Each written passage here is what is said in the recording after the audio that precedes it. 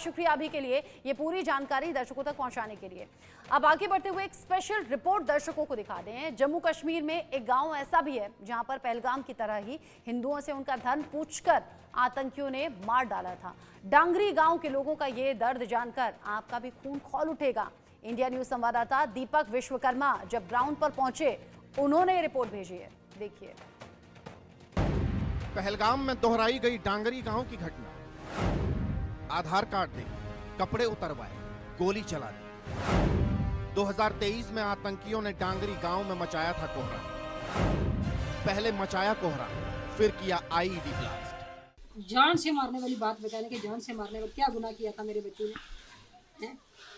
अगर कोई दूसरे गांव का लड़का, अगर कोई मुसलमानी लड़की बोलते निकाल के लेके गया था, वो भी हमारी बच्ची है, चाहे दूसरे कास्ट की है। हम नहीं सोचते कि हिंदू मुसलमान का, हमने कभी नहीं सोचा, क्योंकि हम गाँव में रहते थे। कोई गुनाहगार है, उसको सजा मिलनी चाहिए, और सजा ऐसी मिलनी चाहिए ना जैसे मेरे बच्चों के साथ की है, ऐसी सजा उसको मिलनी चाहिए। मेरी माँ क्यों ना हो, गलती है तो, अगर गलत है ना तो उसको भी सजा मिलनी चाहिए। जिसने गलती की है सजा मिलेगी उसको। सजा मैं दिला के रहूँगी, मैं नहीं छोड़ती। मैं पीछे हटने वाली माँ की बच्ची हूँ, मुझे नहीं किसी चीज़ का भी लालच। बाप भी मर गया था, क्यों मेरे बच्चों को घर आके इन्होंने मरवाया? कोई मिलिटेंट नहीं है, कोई पाकिस्तान का ये नाम बदनाम कराते हैं, पाकिस्तान से आगे, फलाना से आगे।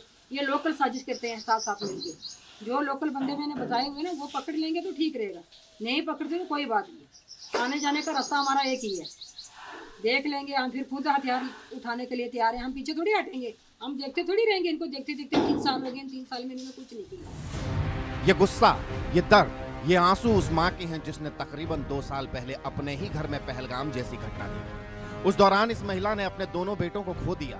आंखों का पानी भले ही सूख गया है, लेकिन दिल में गुस्सा बरकरार है। अब वो खुद हथियार उठाने से नहीं चूके। इस माँ को आपने सुना और उसके बाद शायद समझ लिया होगा कि उसका दर्द कितना गहरा है। पहले पति, दोनों देवर और दोनों बेटे, सब कुछ चला गया, बचा कुछ भी नहीं। एक बेटे को कपड़े में बांधकर घसीटा ताकि घर तक उसकी लाश को लाया जा सके, दूसरा हॉस्पिटल में जूझ रहा था। उसके बाद पड़ोसी का बच्चा आरडीएक्स में घर के सामने, घर के आंगन में फट जाता है, चिथड़े उड़ जाते हैं। ये तमाम चीज़ें देखने के बाद एक माँ आज भी न्याय की बाट जो रही है। ये बात साल 2023 की है। आतंकियों ने राजौरी जिले के डांगरी गांव में 1 जनवरी की शाम फायरिंग की। इस हमले में 4 हिंदुओं की जान चली गई थी और 7 घायल हुए थे। वाकया ये हुआ 1 जनवरी 2023 को मिलिटेंट आए और पहले उन्होंने शूट किया। पहले घर में दीपक को, प्रिंस को मारा, वहाँ आरडी रखी है। फिर दूसरा नंबर लगाया प्रीतम लाल, मेरा भाई था, और भतीजा मेरा था शिशुपाल, उनको उन्होंने मारा। फिर नीचे एक और सतीश कुमार था, वो एक्स में फौजी था, उसको उन्होंने मारा। समझ हमें नहीं आया, आज दिन तक गवर्नमेंट ने कोई क्लियर नहीं निकाला, कोई हमारा कोई मसला नहीं हुआ। क्या किस कहाँ से आए, किसने मारा, कौन आए थे वो आदमी। मेरे भाई का डंडी कार्ड देखा था उन्होंने, आधार कार्ड देखा, उसमें लिखा था प्रीतम लाल, तो बस उसने प्रीतम लाल देखते ही उन्होंने मार दिया। उन्होंने गोली। हिंदू देखा, पंडित देखा, हिंदू है, टारगेट करके मारा, हिंदू करके मारा। लोगों का कहना है कि आतंकी उनके घरों में आए, गांव वालों से उनके आधार कार्ड मांगे गए और फिर दनादन गोलियां बरसा दी।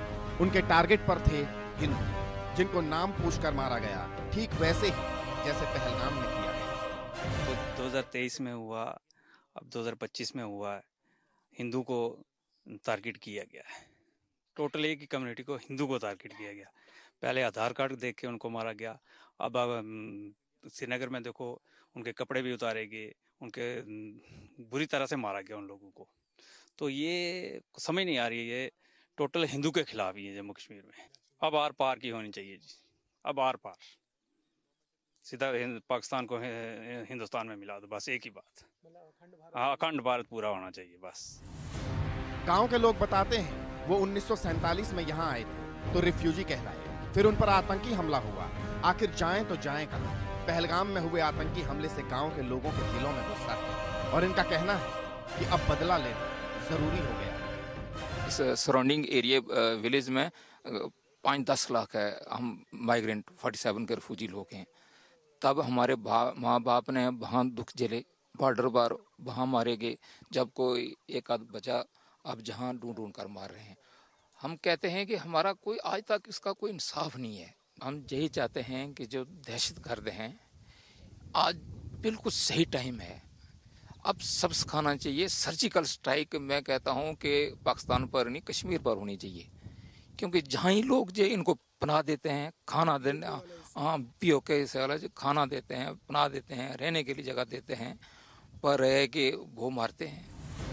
साल 2023 में हुए आतंकी हमले को बीते 24 घंटे भी नहीं हुए थे कि इसी गांव में एक बार फिर IED ब्लास्ट हुआ। इस ब्लास्ट में 2 बच्चियों की मौत हो गई, 4 लोग घायल भी हुए थे। ये धमाका उन 3 घरों में से एक में हुआ जहां 1 जनवरी 2023 को आतंकवादियों ने फायरिंग की। 7 किलिंग्स हुई थी। 5 पहले दिन होगी रात को, और 2 चीज वो छोटे बच्चे, 2, एक लड़का और एक लड़की थे। वो जो पहले घर था ऊपर, मैंने आपको बताया पहले दीपक और प्रिंस का घर था, वहाँ पर वो बच्चे सुबह खेल रहे थे।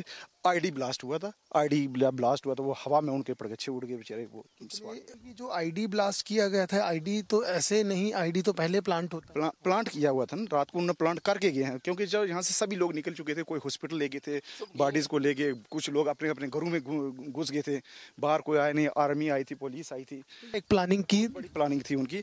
हम वैसे ही 47 के रिफ्यूजी हैं, उन्हें सोचा होगा ये हिंदू बेल्ट है, यहाँ पर ऐसी कैजुअलिटीज करेंगे, फिर यहाँ से ये लोग निकलेंगे, फिर यहाँ पर लोग निकलेंगे, एडमिनिस्ट्रेशन के ऊपर दबाव बनेगा, गवर्नमेंट को गिरने के चक्कर में थे। और गया एक और चीज़ समझना चाहूँगा, अब जिस तरह का टेंशन बॉर्डर पे बढ़ गया है, और चाहे कश्मीर हो चाहे कन्याकुमारी हो, यहाँ से लेकर वहाँ तक चले जाएं, आधी से ज़्यादा आबादी ये कह रही है आर पार कर दीजिए, हमें और कुछ नहीं चाहिए।